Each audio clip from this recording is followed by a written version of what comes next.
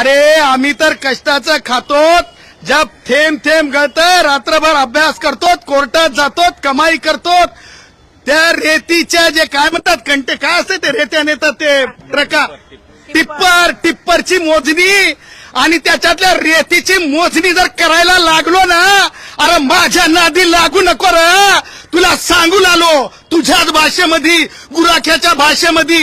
अहो हे लबाड आहे, तुम्हाला सांगतो हे दोन तोंडी आहे. तुम्हाला सांगतो, मला त्या नावानं त्याला सांगायचं नाही, हा दिशाभूल करतो.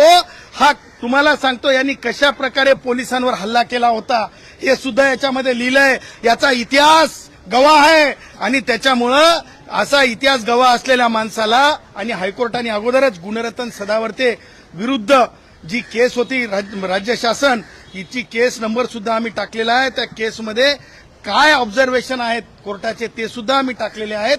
आणि त्याच्यामुळं जरंगेच्या ह्या लबाड गोष्टी, मला म्हणायचं आहे की मराठा समाजातील युवकांनी लक्षात ठेवावं, हे काय शिकलेलं नाही, याला काही नोकरीची गरज नाही.